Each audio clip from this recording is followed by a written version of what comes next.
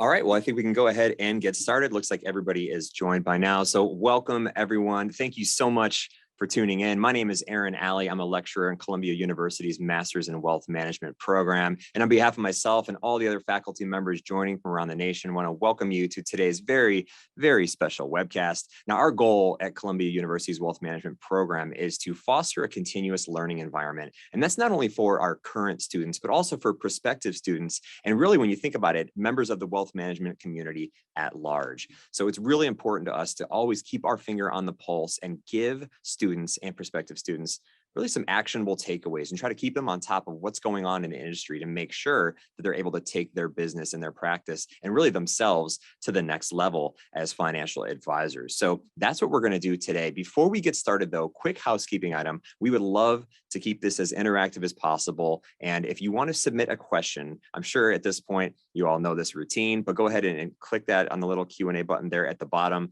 As the moderator, I will do my best to get to as many of them as I possibly can live today with our special guest speaker. If not, rest assured that she will get back in touch with you. I know that she's excited about getting in touch with every single one of you that does have a question. So we'll make sure that we take care of that on the back end. That said, today, as I mentioned, we want to think about actionable takeaways. What is something really topical that people are interested in?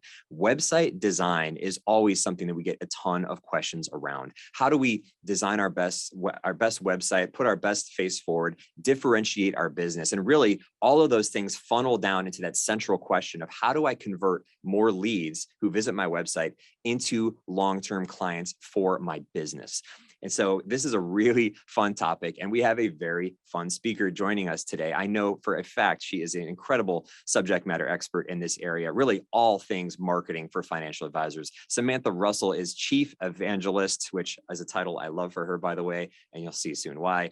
Chief Evangelist at FMG Suite and 20 over 10, which is a marketing consulting firm for financial advisors. And she is a lot of fun, very, very knowledgeable, doing great things in our business right now. So we are absolutely lucky and honored to have her with us here today. Samantha, welcome to the broadcast. Go ahead and take it away. Thank you so much for having me. And thank you everybody for being here today. So just like Aaron said, we want to make this as useful for all of you as possible. So if there is something right now off the top of your head, you think, I know absolutely I want to walk away here today being able to answer question X, put it in the Q&A now so that we can see it and make sure we get to it during the time we have allotted. But with that, I'm going to go ahead and share my screen. And Aaron, if you could just let me know once that looks nice and big on your end, and then we'll be good to go. All right, so let's talk about website design best practices. One of the things that I want all of you to really think about is the fact that for a lot of people, what they put on their website is something that they set it up once, maybe when they're first starting their business, or they do it every few years. They don't necessarily go back and think about it regularly the way they would make sure that their office is clean regularly, or that they're keeping their clothes in tip-top shape, because we know that first impressions matter. Yet the number of people who are going to meet you in person and see that nice suit you're wearing, or come into your office and see the gleaming office building, is minuscule compared to the number of people that will visit you online via your website, right? So the website is something that is going to be the first impression most people have of us, because that's what they're going to see when they Google our business. So just a little background about why I'm qualified to speak on this topic. As Aaron said, I am the Chief Evangelist at FMG Suite and 20 over 10. If you're not familiar with either of those companies, we both specialize in providing digital marketing solutions and websites for wealth managers, people in financial services. My husband, Ryan Russell, was one of the original co-founders of 20 over 10, and I was employee number 1 at our firm when we launched it 6 years ago. So I have worked personally with thousands of advisors, helping them to create websites, digital marketing campaigns, content, social media, you name it, to grow their business online. And we were acquired by FMG just last year. So that's why you see both of those brands listed throughout today's presentation. So the first thing I want you to think about when you're thinking about your own website or setting up a website, if you don't have one already, is something that we call the 5-second test. So this is a little, it's a very useful test that we use in marketing to help us determine whether what we have put together is just serving our needs, right? A lot of times when people create a website, they think, do I like it? Does it reflect who I am, what I want for my business? But what we really want to be asking is, does it communicate the message to our prospective clients that we want to communicate? So it's less about whether you like it and more about, does it communicate what you hope it to communicate to others? So here's what the 5-second test is. And this is something that either when you're building a website or if you already have one, I highly suggest you all go back and run this test. So you want to go up to a stranger, an acquaintance, somebody who doesn't really know you that well or what you do for work, right? So a coffee shop's a great place to do this. If you're in a co-working space or an office space, you can go ask someone else, but you're going to open up your laptop, show them the homepage of your website, count to 5, and then close it and ask them a few questions. So things like, what was the page about? What do you remember seeing on the page? Who would benefit from the services that this business provides? What services do they provide? What action would you take next? And you're going to write down the answers that people give you from doing this test. Now, there is also, by the way, if you don't want to just go up and ask strangers, you can also go online and just search usability tests, and there's websites you can pay that will find the strangers for you and help run this test. But either way, you want to ask at least 10 people, and then you're going to look at what all the different answers you get are. So here's just an example from an online version where they were asking people, what is this page about? So you can see it's pretty much the exact same wording on the left as on the right. Find great content to share on Tumblr, but look at the difference in what people highlighted below, right?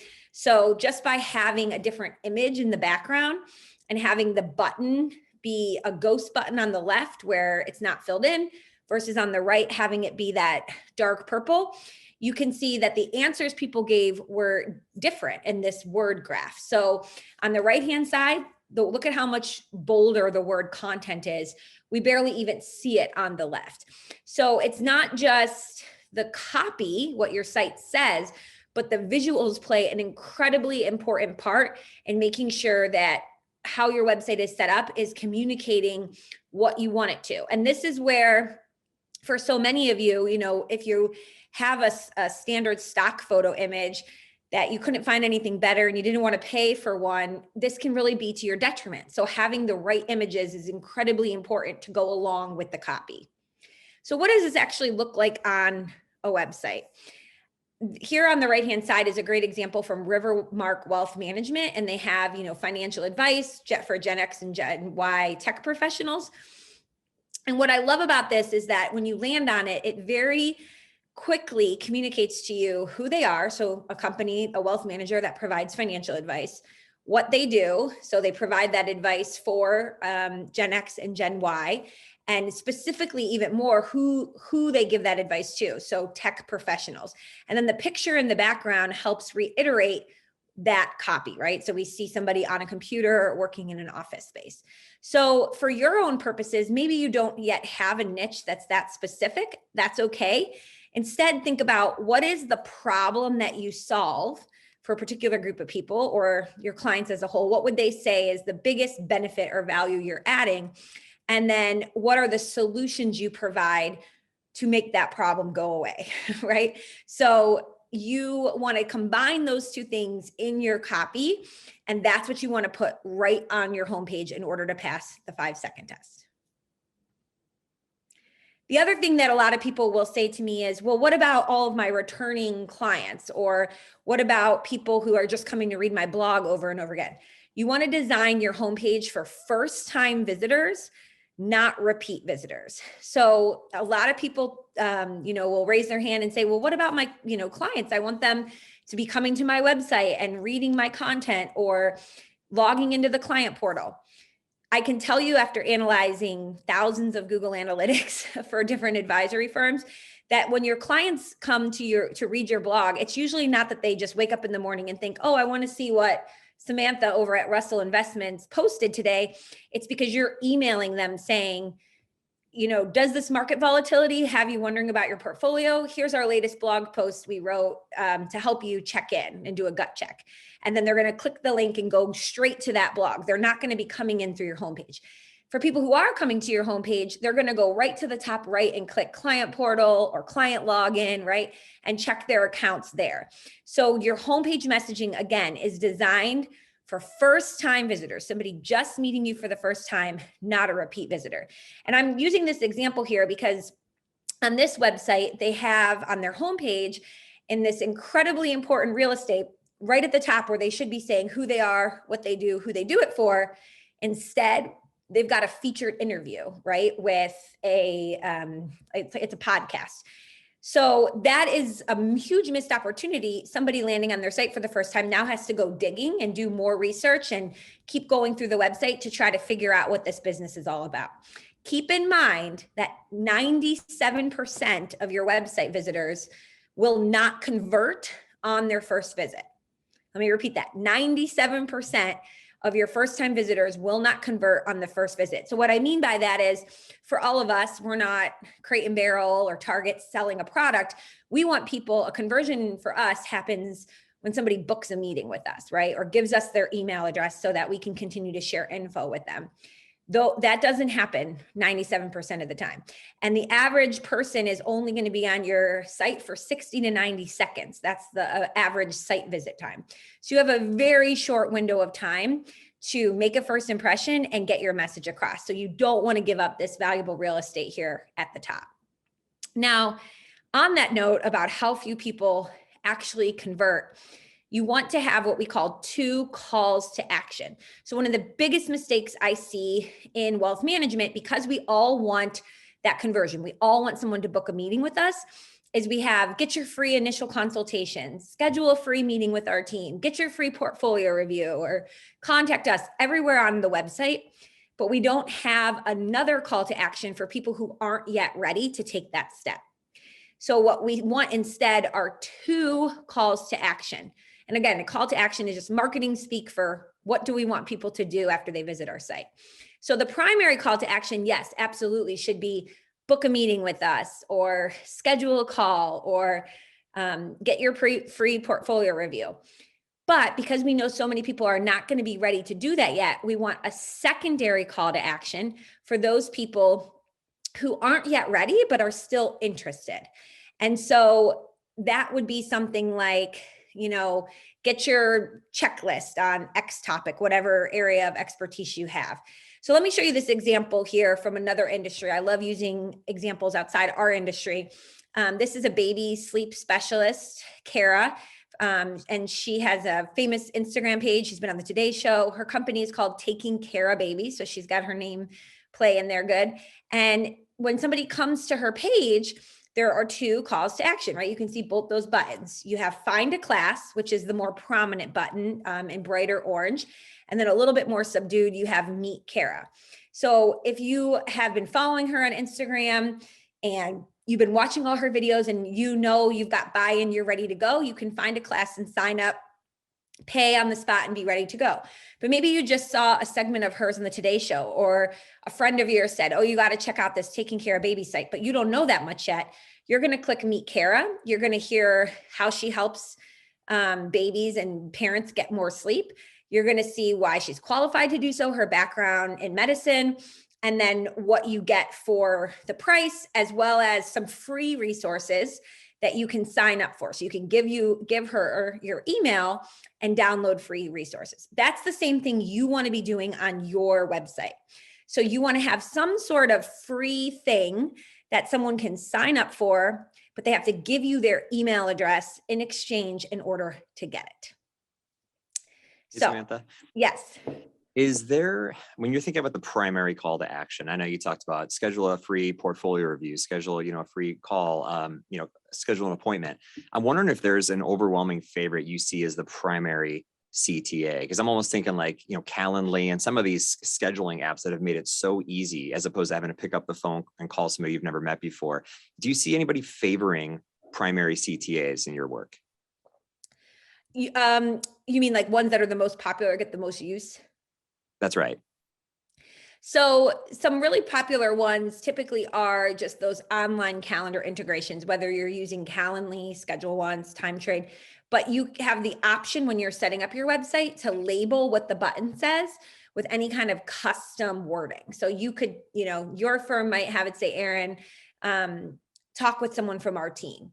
And I might have it say, book your free 30-minute financial planning consultation.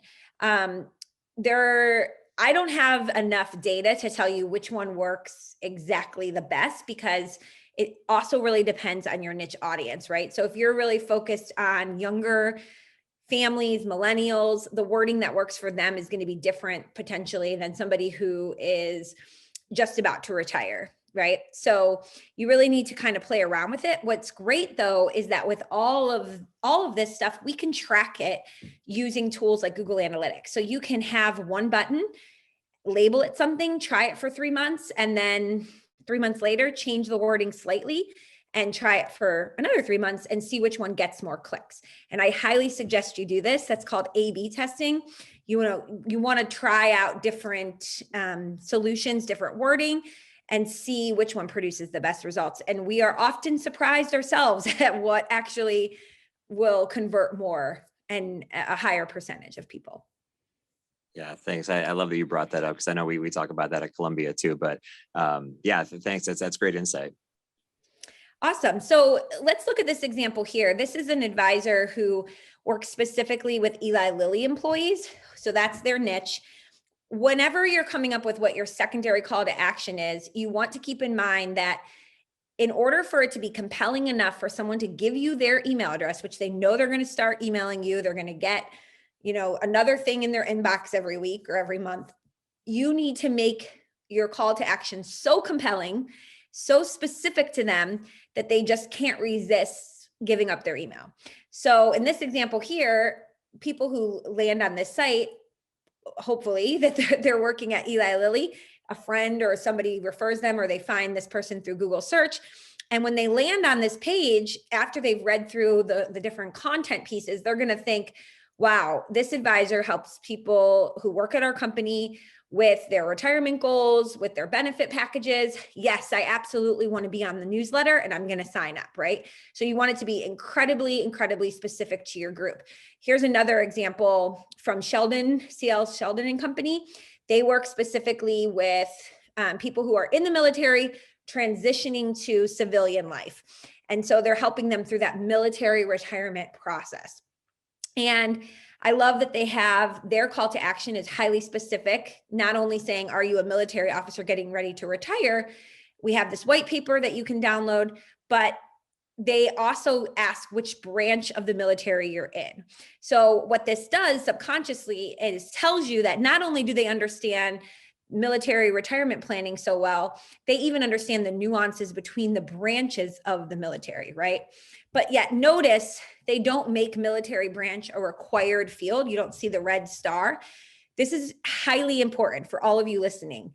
You do not want to make it required that somebody does more than email and name for any of your forms, any of your call to actions, because the more things you ask for, the lower your conversion rate will be. So once you start asking for things like their phone number or why are you reaching out today, the number of responses you get is going to go down. So for the highest conversions, you want to only ask for email and name.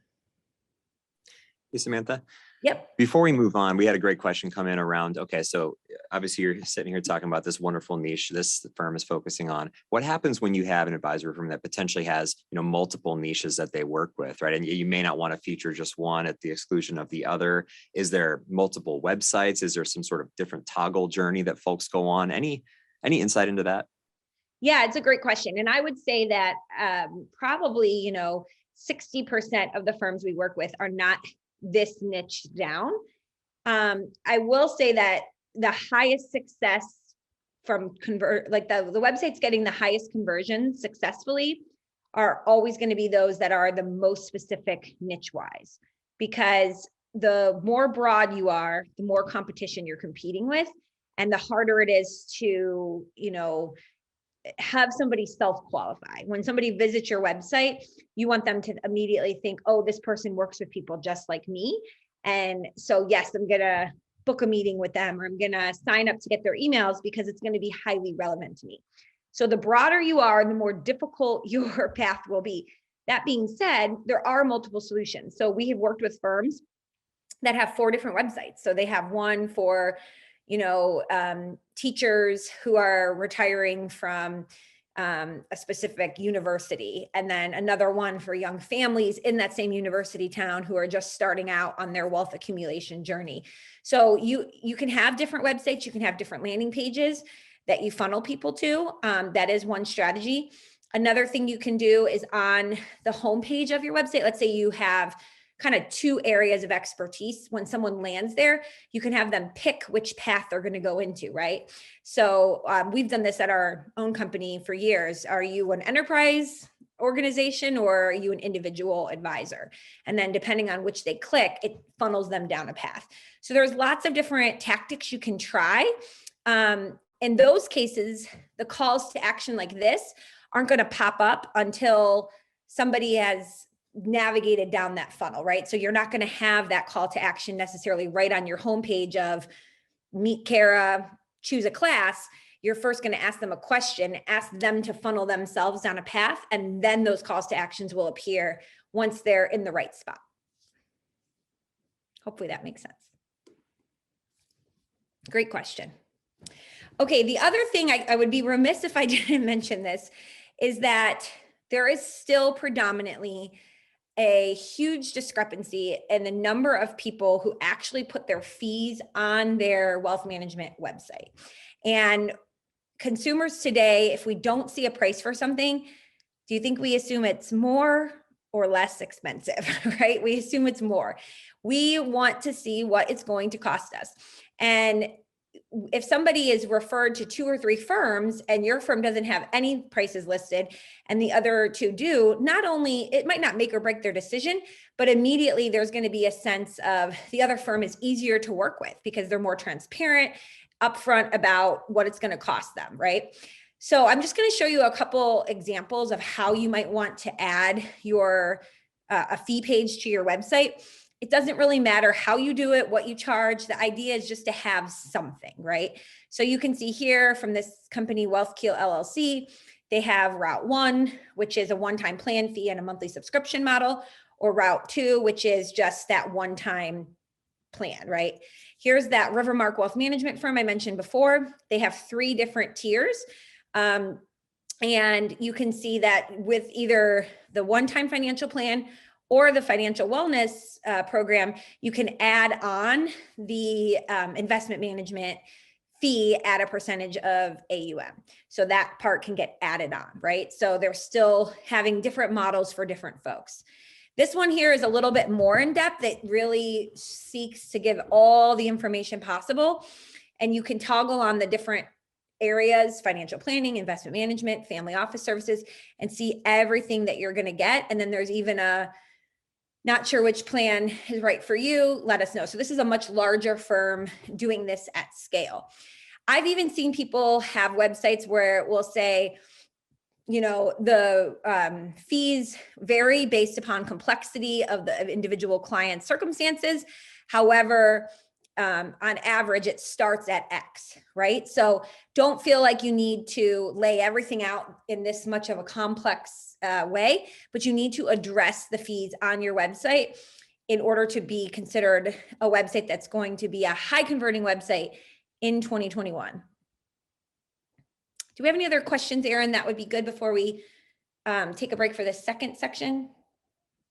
Yeah, you mentioned earlier the Google Analytics, and I hope I'm not jumping too far ahead, but there was a question that came in advance about, what are some of the best tools you can do? And is there any sort of website construction and or kind of CRM integrations that when you're building these, you can build it in a way that allows for easier data review and getting live real-time analytics, all that. Basically, the people that are looking to truly implement everything you're talking about. Yeah, it's a great question. I would use Google Analytics, hands down.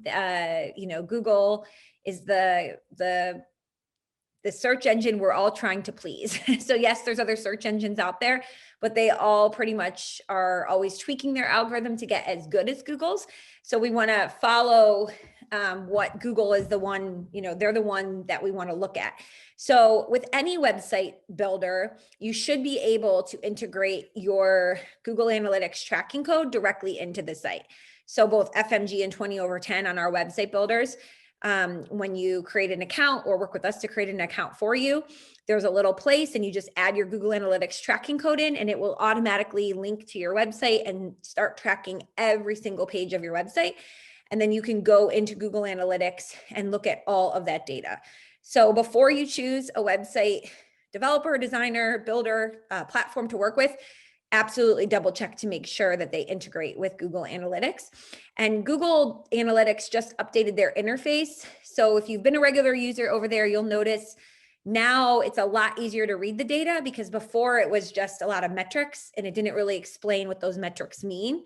Now they've put a lot of little tool tips in there that'll say things like, what does this data point mean? Or why am I seeing this? Or what could be the cause of this? So you no longer have to be a web developer to understand and read the analytics itself in your own dashboard. I think that's a really helpful comment, because there's just so much to think about when you're starting maybe from square one. And just like you said, they make it pretty easy these days to integrate these really powerful tools and analytics into the site. So appreciate that. Yeah, absolutely. Okay, so we've talked a lot about the nuts and bolts of calls to action, making sure your site passes the 5-second test, writing your copy in the problem solution method. But what I want to focus on now is, okay, so somebody's coming to your website, they're referred to you from a friend, or they did a Google search, financial advisor near me, or financial advisor for tech professionals in Silicon Valley. They somehow land on your website. How do you make a connection with somebody through this screen online? And I'm going to give you some tips on how to do this, because this is really the part that most people struggle with. In 2021, right, we think about a lot about the commoditization of investment management, especially, people being told for years, investing is a long-term game, open up some Vanguard accounts, throw your money in there for 30 years, don't touch them. Consumers get all kinds of messages. And so when they're choosing an advisor now, they're typically not going to ask you necessarily about performance reporting. They're wanting to get to know you as a person, and they're choosing to work with somebody based upon that personal relationship. So the first thing I really, really want to suggest that you do is use your customers' words in the copy. Speak to the concerns and the things that they would say in a meeting with you. And this could be clients or prospects. So I have this example here from this plumber, which I love. So, he took basically a message he got on a Facebook Messenger and turned it into the copy right on the homepage of his website. So you can see this is like a mobile version of it. So somebody saying, I'm struggling to install the new dishwasher. Do you have any slots open to come hook it up? I would try myself, but there's a chance I'd flood the place. He turned that into the copy on his homepage, which resonates with the types of people that he is trying to book as a customer. One of the things that you can do is whenever you meet with a client, a prospect, if they ask you a question, write it down, keep a little notebook, but write it down exactly the way they ask it, right? So you don't want to change the wording, put your spin on it, make it sound like another advisor would ask you this question. You want to write it down exactly as they would ask it.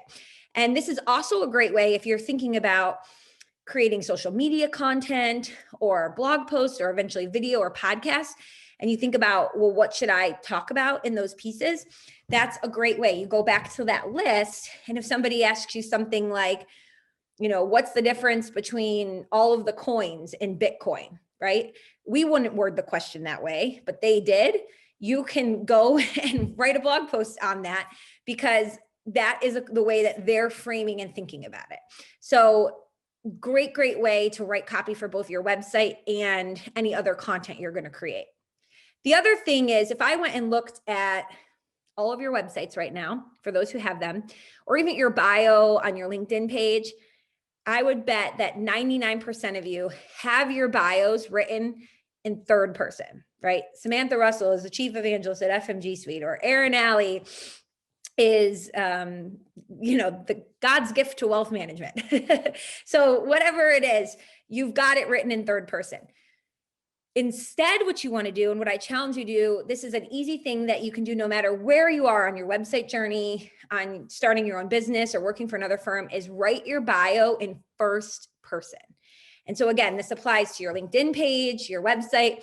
And the reason for this, again, is when we're trying to break through this digital wall, the people that are going to come across as the most authentic, personable, easy to get along with and like are those who we feel like we're getting to know. And so we want to be telling our story. So I love this example here from Meg Bartlett. She says, see, that's me just to the left over there, or up above if you're on a tiny screen, the clean shaven one. And then she starts to tell her story about starting this business and why she got into it.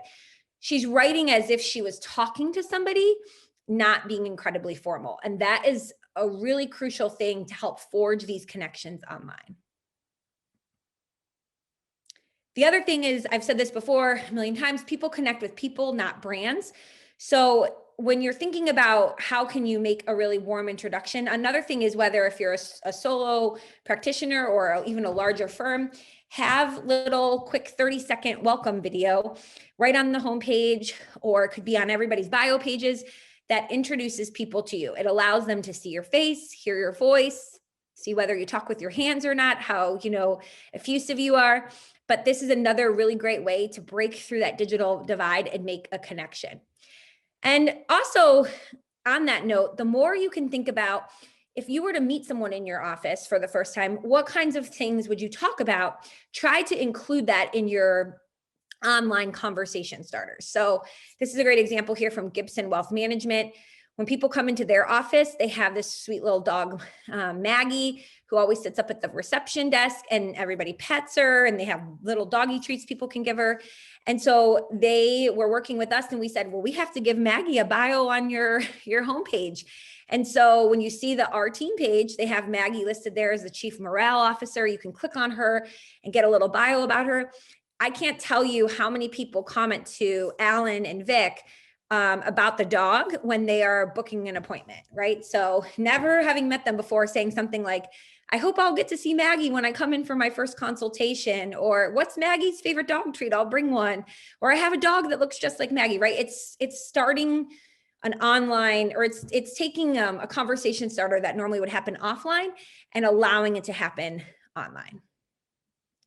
And then the last tip I want to give you before we move into looking at some website examples here is to make your copy incredibly easy to scan. So what I mean by this is when we land on a website, we don't read it the way we read a book. Think about your own experience online right now, right? We're all in the scroll and scan generation.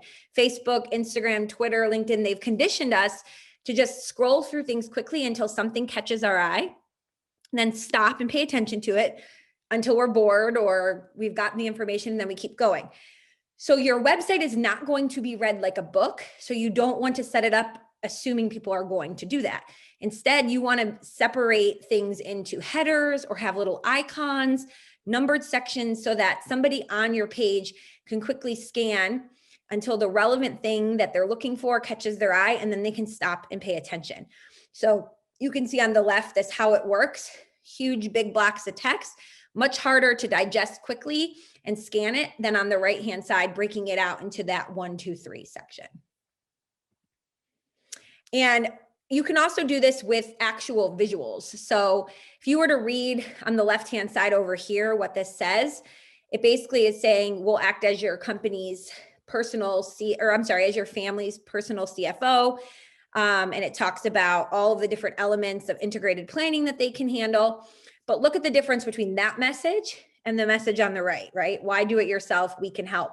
You are able to absorb that message of acting as your personal family CFO within just seconds, because the visual makes it really easy to digest. So whenever you're setting up your website and you see big blocks of text like on the left, that is a clue to you. You need to break it up with visuals, with graphics, with icons, something, because this is not going to convert anyone. People are going to scroll right by that. It's just too much text.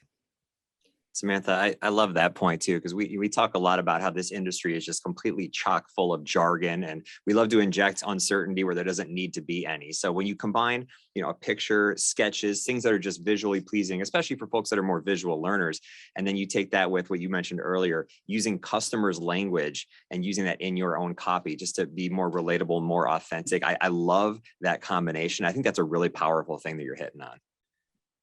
Agreed. And I think, even if you look on the right-hand side here, just having the words CPA, attorney, insurance agent, investment advisor, they're not going into the fact of how they might combine all these things. But to the layman, even if they weren't thinking, oh, I need somebody who's also going to help me with insurance, their eyes are going to focus on maybe what they were looking for, which is somebody who can help them with their taxes and their estate plan. And so that's where their eye is going to focus, right? It's like anything else. We're seeking out the messages that are going to help us self-qualify, reinforce what it is we're looking for. So those visuals make such a difference in, converting more people. Okay. So I'm not going to go into this section today because we have some folks who have asked to get their websites reviewed live. So you all now should be experts like me in being able to review a website. So I'm going to pull up a couple examples from people who've submitted saying, please review my site. And we are going to go through them together. And I'm going to see if all of you listening at home can follow along and spot some of the things that I would say, oh, we should change this, right? So let's look at this first one. And by the way, for the people who submitted, I always love it when people are willing to get audited live. So thank you for doing that. That's a huge service to everybody listening in. So this first one here, Kmh Financial Services. So we've got this great picture of a multi-generational family. We got their logo. If we were talking about the 5-second test though, and wanting to have right on the homepage who you are, what you do, and who you serve. Let's see if anybody has any feedback. Aaron, what about you? Well, is there something that stands out to you right away that you would say we could improve on this page? Yeah, I guess for me, financial services is such a broad, umbrella term. If especially for folks that are in the industry, right? So if you're not in the industry and you see that, what exactly does that mean to me? Maybe that's one thing a little bit more specific on, what's in it for me that your firm can offer. That's a great point. So the other thing, so first, I guess we already have the logo up here, Kmh Financial Services. We don't need to rewrite it down here, Kmh Financial Services, right? We've already got it one place. We don't need it two places. The second thing is we've got financial services, financial services, financial services 3 times on the homepage. We want to maximize our messaging here as much as we can. So rather than reusing the same words over and over again, we want to think about what are different variations of the words that people would use that would resonate with that particular person. So as you scroll through the page, they start having more of those, but I'd move more of that to the top. So you can start seeing things like financial planning. You see different words like strategies, life transitions, other things like that, financial goal setting, tax, budgets. We want to move more of that to the top to, again, try to get that immediately across. So again, just thinking about that problem solution method.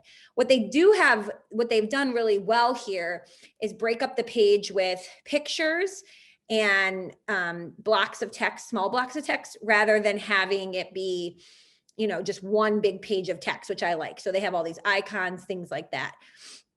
There are a lot of learn more buttons on here.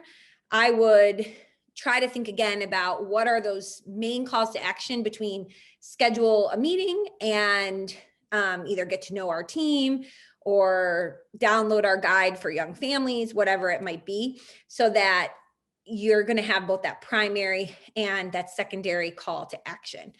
I do love that they have this blog, Relevant Money, and you can see who writes each blog post. So they have multiple people at their firm who are creating content here, which is great.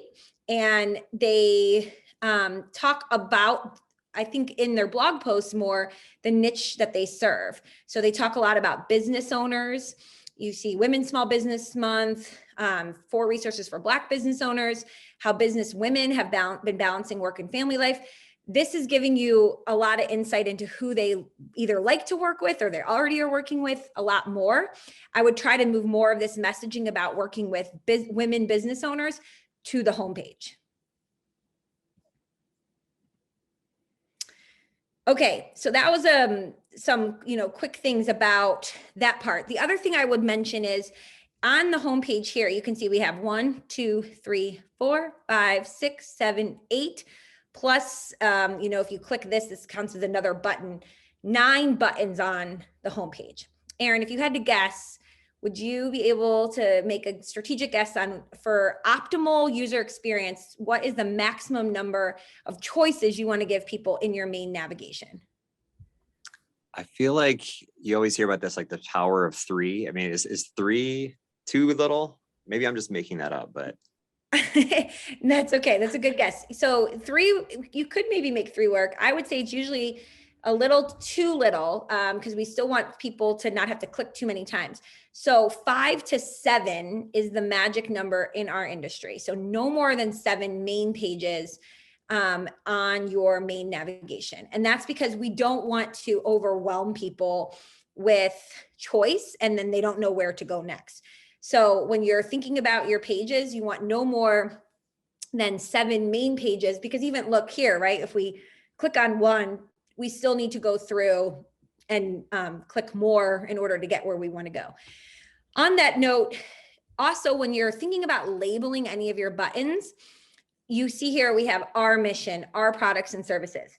Anytime you can rephrase something from we or our to you, it's going to be better. So on this page here, they have our mission and they talk about how they can understand, what people are going through, how they really want to be customized, wealth managers, wealth planning, financial planning. I would reword it more to like how we help our clients or how we help you. So again, that's going to be something that as a prospect, I'm much more likely to click on versus if I were to go and look at the Google Analytics for this our mission page, it's probably one of the least visited pages. Anytime somebody says our value proposition or our mission or our values, you'll find that nobody clicks on them because it comes across as very boring and like almost just like, oh, this is the corporate jargon that everybody has to have. Everybody has to have a mission statement. So reword that into a way that somebody clicking on it will think, what's in it for me? Why should I care about reading this page?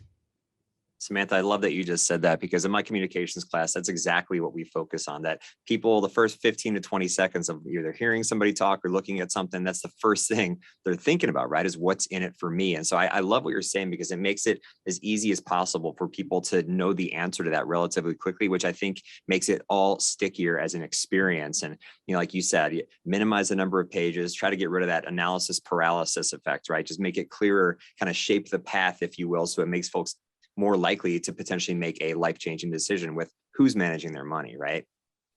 100%. Yep. Keep that. And this goes for any marketing you're doing.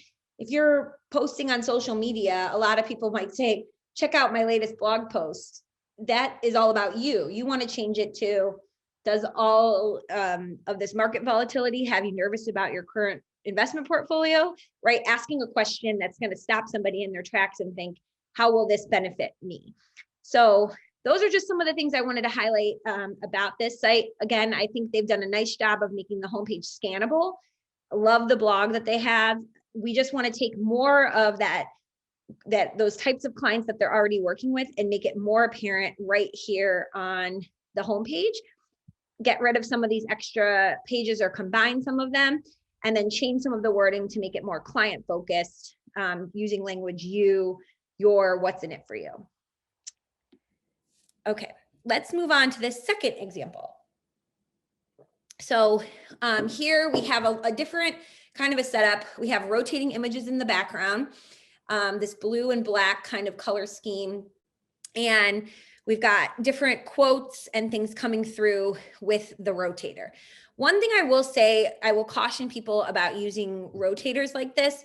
usually people, I mean, think about your own internet behavior. How often would you sit here and actually either read all of these, like wait for them to scroll, or click the arrow? So it's good that they have the arrows, but even then, usually I'm a fan of, instead of having the rotator, just having one main message.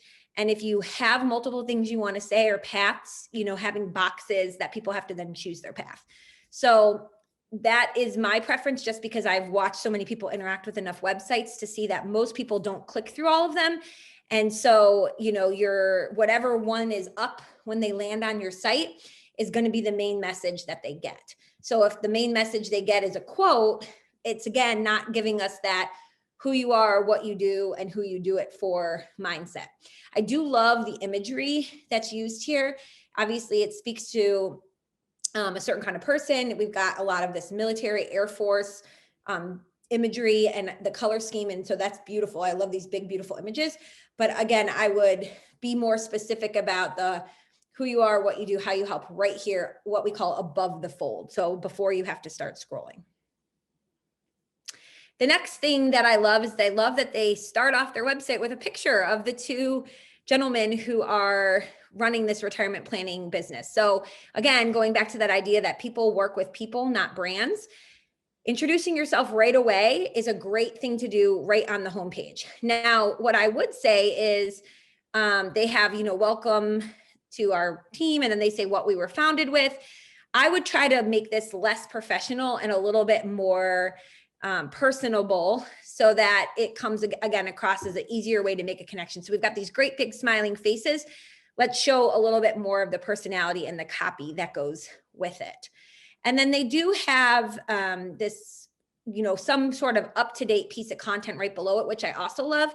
Consumers who are coming, prospects who are coming to your website for the first time, showing them that you're staying on top of the markets, the economy, what people are talking about, with some piece of content that you're highlighting right on the homepage is a great way to show your expertise, to demonstrate what it is that you're going to be talking with them about. And so having something like that is great. If you want to gate it, even better. So, if you have, if you're working with a lot of business owners and you have a, get our 5 crucial steps for business owners to take before year end ebook, and then somebody has to put in their email to get it, that's an even better way to highlight some of your content where you can still collect email addresses from it. And then down here, again, I like that they have blocks, so it's not just like a big paragraph of text, but I will say that I think these could be even more specific, right? So the retirement planning one is good, but with tactical wealth management and comprehensive services, try to think again about what is the consumer or the client who's visiting your site, what language are they going to use? Are they ever going to go saying, I'm searching for tactical wealth management?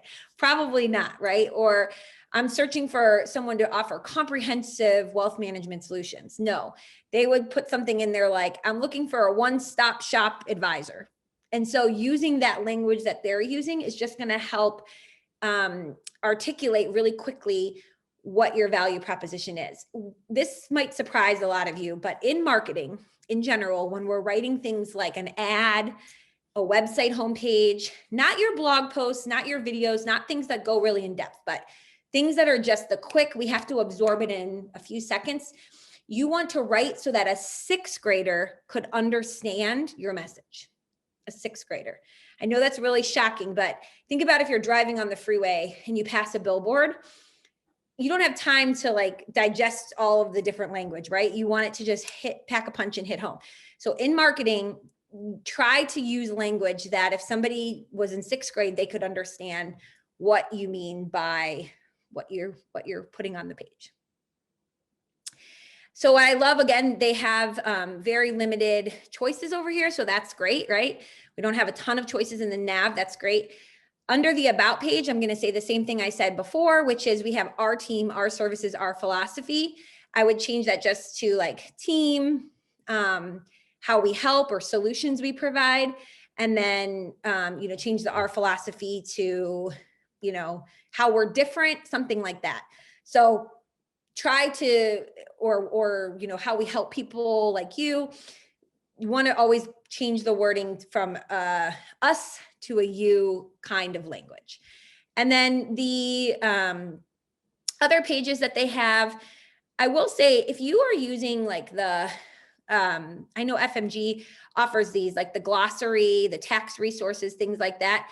Look at your analytics. Oftentimes you'll find that depending on the type of client you have, they're never going to go to that glossary page. So if it's a page you can eliminate and instead put something else there, like a blog post or other resources you get, that might free up some of the real estate you have on your website, the more you can be specific to your firm and less broad, the better your chance you're going to have for conversions. And speaking of conversions, that is one of the glaring things I think that's missing from this site is they have a question form, but there's really no great primary and secondary call to action. You know, meet with our team or download our guide or meet with our team, sign up for our monthly newsletter. You want to have, again, things that will help somebody take the next step. So those two calls to action, I would absolutely want to add here. I know we're going to go into some questions now, Erin, but before we do, if you want to queue those up, I just wanted to show you guys really quickly a couple other websites that I think have done a good job of combining a lot of what we talked about today to convert a lot more prospects. So this is WealthKeel LLC. I had mentioned them in an earlier slide about fees. They offer financial planning for Gen X and Gen Y physicians. They actually went on a wait list in 2020 because they had so much inquiries just from great SEO, search engine optimization, people finding them online. And so you can see here, they have their, you know, who they are, what they do, who they do it for. They have this start here button that you can click, and then they talk about, you know, what it looks like to get started. They have a little podcast you can listen to just to get a quick understanding of their area of expertise and how they help people just like you. How do I know if I'm a good fit? And then schedule your icebreaker call. So it really helps flow you through exactly what you need to know to help self-qualify yourself to see if you're a good fit to work with them, right? I also mentioned this Myra. Again, this is a larger firm. They work with people who are immigrating into our country. So they have personal finance for internationals. They've created now a whole tech platform to go behind it. You can see they have where they've been featured. So I love this because it just, anytime you've been featured in the Wall Street Journal, Forbes, CNBC, having those logos there reinforces to anybody coming to your site that don't take my word for it about me being an expert. All of these other well-known publications also think I'm an expert in this area as well, right? And then because they are doing it more as a tech platform, they've got their plans below it that break it up. But I just wanted to show you one that's not using stock photos. They're using really pretty illustrations, and that has this, what we call social proof included. So if you've been featured in any, even if it's your local newspaper, any kind of publications, putting them right below the fold of your website is a great strategy to demonstrate some of that social proof. All right, I'm going to stop talking now and kick it over to you, Erin, and see what questions have come in.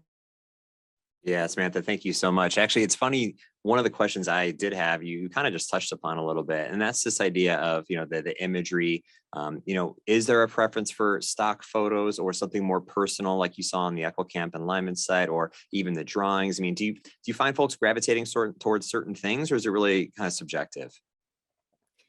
Yeah, I think it's certainly subjective. I think the reason that the drawings work so well on that Myra site is because they are working with people from all over the world. And so to not show a cliche where they have one person who looks like they're from this country and one person who's got this color skin tone and this generation versus that, they just decided it would be more inclusive to have the drawings, which I agree with. But what you use imagery wise, always have pictures of the individuals that work at your company. So that might be on a bio page, that might be on a home page. If you can incorporate videos, even better.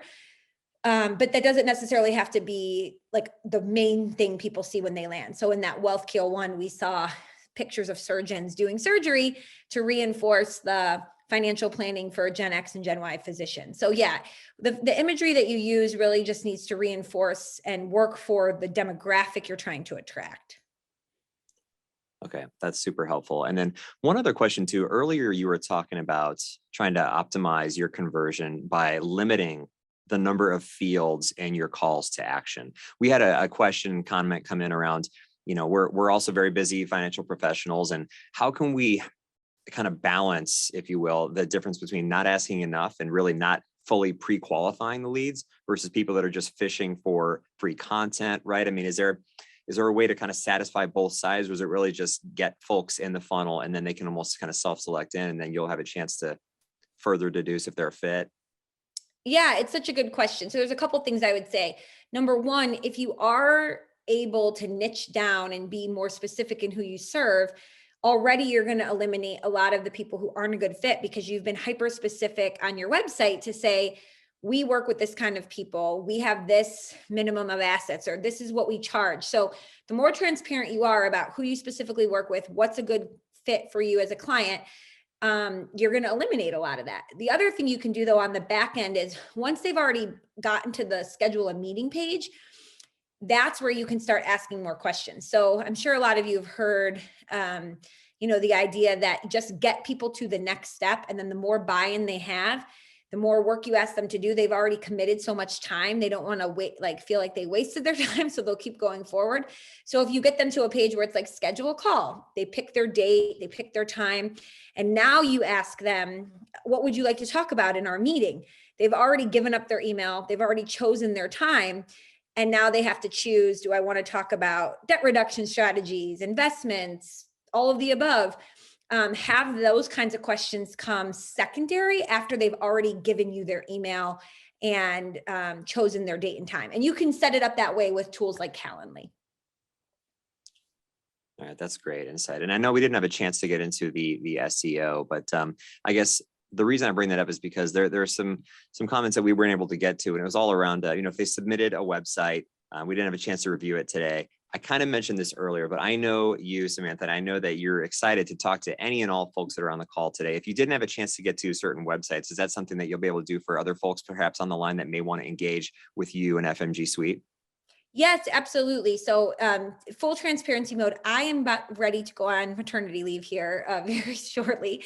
This is actually my actually, I have one more presentation on Wednesday, and then I'm going to be heading offline. But we have a whole team, and what we'll do is anybody who did submit a website will reach out to you and ask if you would like us to do what I just did today, one-on-one with you. And then if you are interested, we can set that up. And it'll be an opportunity for you to get some feedback that you can either implement with the current provider you have, or you can explore, of course, working with our team further.